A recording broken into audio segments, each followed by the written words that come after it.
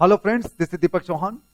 दोस्तों, आज मैं आपको फ्यूचर टेंस के कुछ ऐसे पार्ट पढ़ाने वाला हूं, फ्यूचर टेंस के कुछ ऐसी बातें बताने वाला हूं जिसमें हम लोग अधिकतर कंफ्यूज हो जाते हैं। तो आज मैं आपके सामने फ्यूचर कॉन्टिन्यूअस, फ्यूचर परफेक्ट और फ्यूचर परफेक्ट कंटिन्यूअस, ये बहुत ही डिस्टर्बिंग टॉपिक है, बहुत ही कंफ्यूजिंग टॉपिक है। तो आज मैं आपको तीनों को अच्छे से समझाता हूं कि तीनों को हम लोग कैसे समझेंगे, फ्यूचर कॉन्टिन्यूअस, फ्यूचर परफेक्ट और फ्यूचर परफेक्ट कंटिन्यूअस। तो समझते हैं दोस्तों। तो आपसे गुजारिश करूंगा कि मेरे वीडियो में आखिर तक रहें, उसकी हर बात को समझिए और वीडियो देखने के बाद बहुत से लोग को शेयर करें। तो चालू करते हैं। सबसे पहले मैं आपको समझाता हूं फ्यूचर कंटिन्यूअस।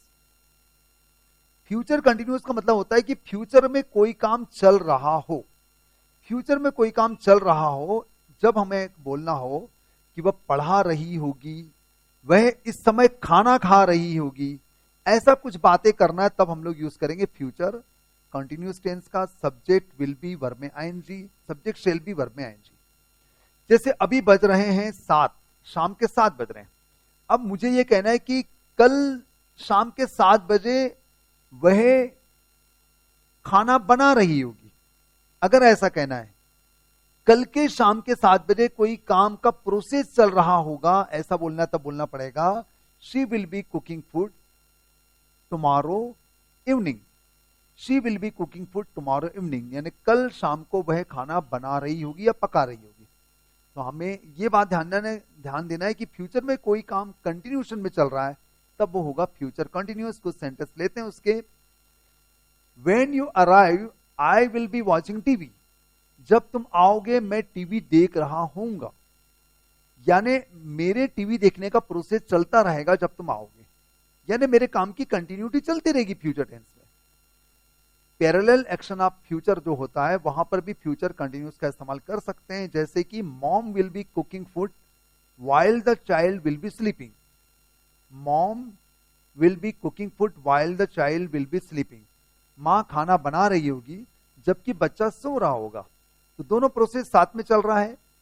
तो पैरेलल प्रोसेस अगर फ्यूचर टेंस में हो रहा है, पैरेलल प्रोसेस अगर फ्यूचर टेंस में हो रहा है, दो काम एक साथ फ्यूचर टेंस में हो रहे हैं, तब भी हम लोग उसमें व्हाइल का इस्तेमाल करके लगा सकते हैं। अब दोस्तों, अब हम लोग आते हैं फ्यूचर परफेक्ट की तरफ। फ्यूचर परफेक्ट में हमें यह समझना पड़ेगा कि फ्यूचर में कोई काम हो गया होगा, ऐसा बताना है, तब हम लोग फ्यूचर परफेक्ट का इस्तेमाल करेंगे। Subject will, shall, have, verb का थर्ड फॉर्म। तो आपको ध्यान देना है। कुछ सेंटेंस लेते हैं, सारी बातें क्लियर हो जाएगी। By next August I will have bought a new bike. By next August I will have bought a new bike. अगले अगस्त तक मैं एक नई बाइक खरीद चुकूंगा। अगले अगस्त तक मैं एक बाइक खरीद चुकूंगा, यानी कि ये वाली अगस्त को बाइक खरीदना मेरे लिए पॉसिबल नहीं है, क्योंकि लॉकडाउन लगा हुआ है, बिल्कुल इनकम कम हो गई। तो अगले अगस्त तक मुझे पूरा उम्मीद है कि मैं एक बाइक खरीद चुकूंगा, मतलब मेरे खरीदने का जो काम है वो हो गया होगा। By next year I will have graduated. अगले साल तक मैं ग्रेजुएट हो चुकूंगा। अगले साल तक मैं ग्रेजुएट हो चुकूंगा, अभी मैं सेकंड ईयर में हूं। By next year you will have been successful as I see you working hard. By next year you will have been successful. अगले साल तक तुम सफल हो जाओगे या हो चुकोगे। अगले साल तक तुम सफल हो चुकोगे, क्योंकि मैं तुम्हें अभी कड़ी मेहनत करता हुआ देखता हूं। क्योंकि अभी के तुम्हारे कड़ी मेहनत को देखते हुए मुझे ऐसा लग रहा है कि तुम अगले साल तक सफल हो जाओगे, यानी हो चुकोगे, वो प्रोसेस पूरा हो जाएगा। Bye the time guest arrive she will have cooked food.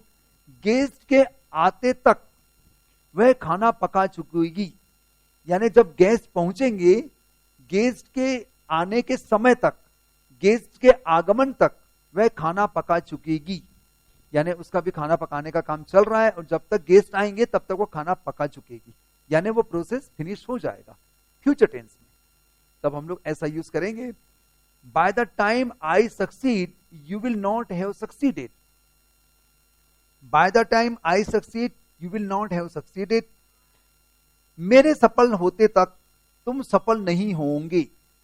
मेरे सफल होते तक तुम सफल नहीं होंगे, यानी मैं सफल होऊंगा उसके बाद तुम सफल होंगे। ये सेंटेंस कह रहा है दोस्तों, bye the time I succeed you will not have succeeded. तुम सफल नहीं हो चुकोगे। मेरे सफल होते तक तुम सफल नहीं होगे, नहीं हो चुकोगे, यानी मेरे होने के बाद ही तुम होगे। Next sentence, by then she will have gone, by then she will have gone, तब तक वह जा चुकेगी, तब तक वह जा चुकेगी। You will not have completed the work till या फिर until 5 o'clock, you will not have completed the work till या फिर अंटिल बाय 5 o'clock, 5 बजे तक वह काम पूरा नहीं कर चुकेगा, 5 बजे तक वह काम पूरा नहीं कर चुकेगा, मतलब 5 बजे तक उसका काम पूरा नहीं होगा। ये भी कह सकते हैं when he is 60 he will have retired, when he is 60 he will have retired, जब वह 60 का होगा वह रिटायर हो चुकेगा, जब वह 60 साल का होगा वह रिटायर्ड हो चुकेगा।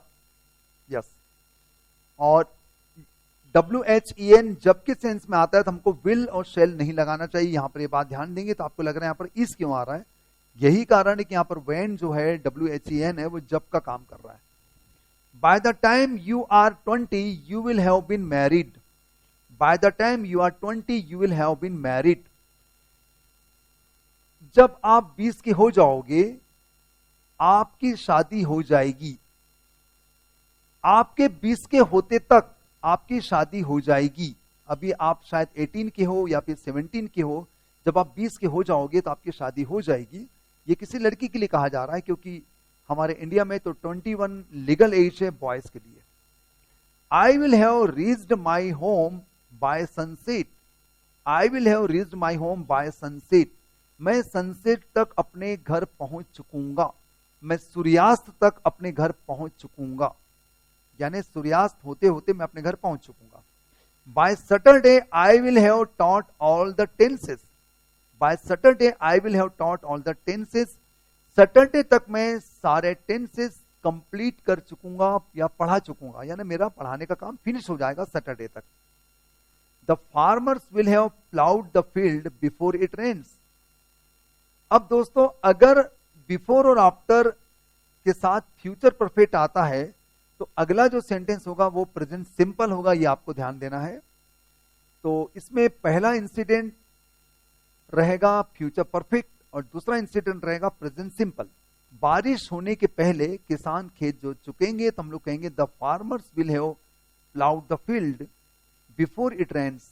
तो इसमें पहली घटना किसान का खेत जोतने का काम है, जो कि किसानों का खेत जोतने का है, वो फ्यूचर परफेक्ट में है, और जो दूसरा काम है वो बारिश का होना है जो कि प्रेजेंट सिंपल में है। तो यहां मैं कह रहा हूं कि अगर ये फ्यूचर परफेक्ट में आता है तो अगला सेंटेंस प्रेजेंट सिंपल होगा। अब दोस्तों हम लोग लेते हैं फ्यूचर परफेक्ट कंटिन्यूअस टेंस क्या होता है। फ्यूचर परफेक्ट कंटिन्यूअस टेंस को हमें समझना पड़ेगा। फ्यूचर परफेक्ट कंटिन्यूअस का मतलब ये होता है कि कोई काम का प्रोसेस अभी से चलकर आने वाले समय तक चलता रहेगा, तब हम लोग बोलेंगे फ्यूचर परफेक्ट कंटिन्यूअस। जबकि फ्यूचर कंटिन्यूअस में क्या होता है, कोई काम भविष्य में चलता रहेगा, उसका संबंध प्रेजेंट टेंस से नहीं है।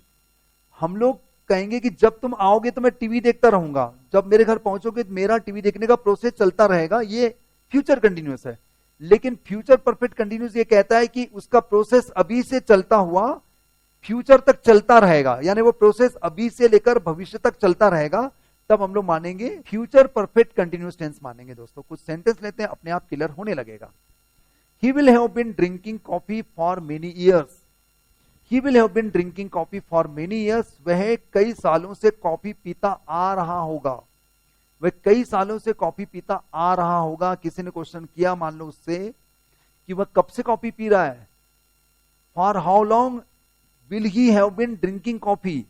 For how long will he have been drinking coffee? ये क्वेश्चन किया गया तो जवाब आया कि he will have been drinking coffee for many years. कई सालों से पीता आ रहा होगा। यस, और अभी भी पी रहा और आगे भी शायद पीता रहेगा। Bye the end of this year, यानी इस साल के अंत तक, अभी क्या चल रहा है, अगस्त चल रहा है, तो इस साल के अंत तक ऐसा कहा जा रहा है, अभी दिसंबर आया नहीं है। तो by the end of this year he will have been teaching in his institute for 20 years. By the end of this year, he will have been teaching in this institute for 20 years. इस साल के अंत तक वह 20 साल से अपने institute में पढ़ाता आ रहा होगा, यानी इस साल के अंत तक उसका 20वां साल पूरा हो जाएगा अपने इंस्टीट्यूट में पढ़ाने का। इस साल के अंत तक वह 20 साल से अपने इंस्टीट्यूट में पढ़ाता आ रहा होगा। एक्चुअली दोस्तों हम लोग हिंदी में भी इस प्रकार के सेंटेंसेस बहुत कम बोलते हैं, इसलिए हमें थोड़ा कंफ्यूजन हो रहा है कि हम लोग कभी ऐसा नहीं बोलते हैं कि वह 20 साल से पढ़ाता आ रहा होगा, वह 20 साल से यहाँ रहता आ रहा होगा, वह 10 साल से नौकरी करता आ रहा होगा। तो इस टाइप की हिंदी में हम लोग सेंटेंस बहुत कम यूज करते हैं, इसलिए ये हमको जो टेंस है यार थोड़ा डिफिकल्ट लगता है, और कोई कारण नहीं है। ये थोड़ा सा मतलब हमें समझ में नहीं आता, यही रीजन है। नेक्स्ट सेंटेंस लेते हैं, by the evening we will have been watching movies for 3 hours. By the evening we will have been watching movies for 3 hours. शाम तक हम 3 घंटे से फिल्म देखते आ रहे होंगे। शाम तक हम 3 घंटे से फिल्म देखते आ रहे होंगे। दोस्तों ऐसा सेंटेंस मैं तो कभी नहीं कहता। और फ्यूचर परफेक्ट कंटिन्यूस को हम लोग फ्यूचर परफेक्ट प्रोग्रेसिव भी कह सकते हैं। फ्यूचर परफेक्ट प्रोग्रेसिव इसको कहा जा सकता है। कुछ सेंटेंस और लेते हैं तो सारी बातें क्लियर होने लगेगी। By the time we score 100 runs, by the time we score 100 runs I will have been playing carefully. 100 run बनाते तक, 100 रन बनाने के समय तक I will have been playing केयरफुली, मुझे अच्छे से खेलते रहना होगा, मुझे अच्छे से खेलते रहना होगा। मतलब मुझे मेरे खेलने का जो प्रोसेस है वो अच्छा होना चाहिए, नहीं तो मैं भी आउट हो जाऊंगा। By the time my turn comes I will have been preparing for the speech, मेरी बारी के आते तक मैं स्पीच की तैयारी करता रहूंगा। मतलब मैं अभी मेरी स्पीच की बारी नहीं आई है, जब तक मेरी स्पीच की बारी नहीं आती है तब तक मेरे प्रिपेयर करने का प्रोसेस चलता रहेगा। यस और अगर मैं कहूंगा कि by the time my turn comes I will have prepared for the speech, मतलब मेरे टर्न के आते तक मैं स्पीच की तैयारी कर लूंगा, कर चुकूंगा, तब उसको हम लोग फ्यूचर परफेक्ट मानेंगे। तब वो ऐसा हो जाएगा, bye the time my turn comes I will have prepared for the speech, ऐसा हो जाएगा। जबकि यहां ये कह रहा है कि मेरी बारी आते तक मैं तैयारी करता रहूंगा, मतलब अभी से मेरा तैयारी करने का प्रोसेस चालू हो गया है और मेरा टर्न आते तक वो तैयारी चलती रहेगी। तो ये हो जाएगा फ्यूचर परफेक्ट कंटिन्यूअस। तो by the time my turn comes I will have been preparing for the speech, ऐसा होना चाहिए। By the time 10 students join I will have been introducing the topic, by the time 10 student join, 10 student के join करते तक I will have been introducing the topic, मैं topic का introduction देता रहूंगा। जब तक 10 नहीं आ जाते हैं 10 स्टूडेंट, तब तक मैं टॉपिक के बारे में समझाता रहूंगा कि टॉपिक में क्या है क्या नहीं है। और जैसे ही 10 स्टूडेंट आएंगे तो मैं आगे का प्रोसेस चालू कर दूंगा, आगे मैं पढ़ाना चालू कर दूंगा, ये कह रहा है। तो कुल मिलाकर फ्यूचर परफेक्ट कंटिन्यूअस को हम लोग ऐसे समझ सकते हैं कि प्रेजेंट से कोई काम चलता हुआ फ्यूचर तक चलता रहेगा, जाता रहेगा, तब हम लोग उसको मानेंगे फ्यूचर परफेक्ट कंटिन्यूअस। तो दोस्तों आपको और बात ध्यान देना है कि फ्यूचर परफेक्ट कंटिन्यूअस जो है वो स्टेटिव वर्ब्स के साथ नहीं बनेगा। जैसे नो हो गया, KNOW, know, believe, realize, love, hate, prefer, own, belong, seem, ये सारे के सारे स्टेटिव वर्ब्स कहलाते हैं। स्टेटिव वर्ब्स का मतलब ये होता है कि जिसमें एक्शन नहीं होता है, जिसके अंदर कोई मनोदशा बताई जाती है, कोई स्टेट बताया जाता है, स्थिति बताई जाती है, तो उसको हम लोग स्टेटिव वर्ब्स कहते हैं। तो ये हम लोग कभी ऐसा नहीं बोलेंगे I will have been knowing you, I will have been believing you, ये रॉन्ग हो जाएगा। तो इसका फ्यूचर परफेक्ट कंटिन्यूअस नहीं बनता है। हाँ, आप इसका फ्यूचर परफेक्ट टेंस जरूर बना सकते हैं। तो आप कभी ये नहीं बोलेंगे by the next year I will have been knowing you for 1 year, by the next year I will have been knowing you for 1 year, ये रॉन्ग है। इसका ऐसा बनना चाहिए, by the next year I will have known you for 1 year. तो ये future perfect बनेगा, future perfect continuous नहीं बन सकता। हम लोग ये भी नहीं कर सकते I will have been living here for 1 year, I will have been living here for 1 year, ये सेंटेंस वैसे ग्रामेटिकली रॉन्ग है। जब तक कोई आपसे क्वेश्चन नहीं करेगा कि how long will you have been living here, आप यहां कब से रह रहे हैं, अगर क्वेश्चन किसी ने किया तो ये आंसर सही हो सकता है कि I will have been living here for 1 year, ये हो सकता है। तो आप बल्कि इसको ये कह सकते हैं बाय द नेक्स्ट मंथ, यानी अगले महीने तक। इसमें आपको by the next month, by the next year, by the next week ऐसा आपको जोड़ना पड़ेगा। तो आप कह सकते हैं कि बाय द नेक्स्ट मंथ या बाय द नेक्स्ट वीक या by the next year I will have been living here for 1 year. मतलब अगले महीने तक या अगले हफ्ते तक या अगले साल तक मैं यहां 1 साल से रहता आ रहा हूंगा, ये अर्थ हो जाएगा।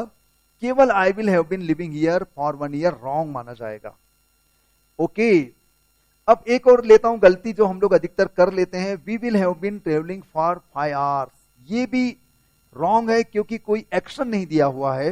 We will have been travelling for 5 hours, हम 5 घंटे से यात्रा कर रहे होंगे, ये रॉन्ग हो जाएगा। लेकिन अगर कोई क्वेश्चन करता आपसे कि for how long will you have been travelling, तब आप जवाब दे सकते थे कि we will have been travelling for 5 hours, ये कह सकते थे।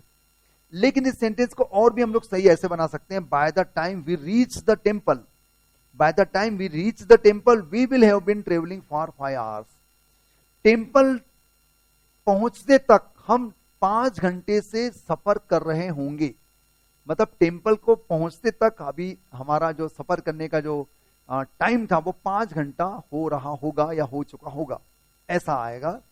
क्योंकि दोस्तों हिंदी में हम लोग नहीं बोलते हैं, इसलिए हम लोग को थोड़ा कॉम्प्लिकेटेड लग रहा है, थोड़ा समझ में कम आ रहा है। यही कारण है मैं भी इसका हिंदी में कभी यूज नहीं करता हूं, शायद आप लोग भी नहीं करते होंगे। They will have been arguing for over 2 hours by the time police arrive. Police के आगमन तक, पुलिस के आ जाने तक, आने के समय तक वे 2 घंटे से ज्यादा समय से बहस कर रहे होंगे। वे 2 घंटे से ज्यादा समय से बहस कर रहे होंगे, ऐसा यूज होगा। मुझे दोस्तों उम्मीद है कि आपको फ्यूचर कंटिन्यूअस समझ में आ गया होगा। फ्यूचर में अगर कोई काम कंटिन्यूएशन में बताया जाता है तब हम लोग फ्यूचर कंटिन्यूअस का इस्तेमाल करेंगे। और फ्यूचर परफेक्ट, कोई काम कंप्लीशन हो गया ऐसा बताते हैं, कोई काम पूरा हो गया होगा ऐसा बताना है फ्यूचर में, तब हम लोग मानेंगे फ्यूचर परफेक्ट टेंस। और कोई काम का प्रोसेस अभी से चलता हुआ, प्रेजेंट से चलता हुआ फ्यूचर तक चलता रहेगा और आगे भी चलता रहेगा, ऐसा अगर हमें बताना है तब हमें बोलना पड़ेगा फ्यूचर परफेक्ट कंटिन्यूअस। तो यही था दोस्तों, थोड़ा कॉम्प्लिकेटेड टॉपिक जरूर था, इसलिए मुझे लगा कि तीनों टेंसेस को एक साथ शामिल किया जाए, जिससे आप लोग अंतर कर सकें, जिससे आप लोग कंपेयर कर सके, तुलना कर सके। इसके बावजूद भी अगर आपको डाउट होता है, कुछ समझ में नहीं आया, कुछ क्लियर नहीं हुआ, तो आप कमेंट सेक्शन में क्वेश्चन करके मुझे बता सकते हैं, तो उसको मैं क्लास में आपके डाउट्स को क्लियर करूंगा या फिर कमेंट सेक्शन में आपके डाउट्स को क्लियर करके बता दूंगा। और उम्मीद करता हूं कि आप बहुत से लोगों को शेयर करेंगे, जिससे हर किसी का डाउट्स दूर हो जाए। बहुत जल्द मिलेंगे इसी प्रकार की नई कोशिश के साथ, नए प्रयोगों के साथ, आपके और मेरे डाउट के साथ। आप अपने डाउट पूछना बंद न करें, उसका वीडियो मैं जरूर बनाऊंगा।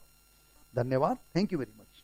और आपको पता ही है कि मैं आजकल ऑनलाइन क्लास भी लेता हूं, सुबह 7 बजे लेट्स हैव अ ड्रीम नाम के चैनल में, और रात को 9 बजे रेनबो इंग्लिश नाम के चैनल में। वहां भी आकर आप अपनी अंग्रेजी को सुधारने में अपना योगदान दे सकते हैं।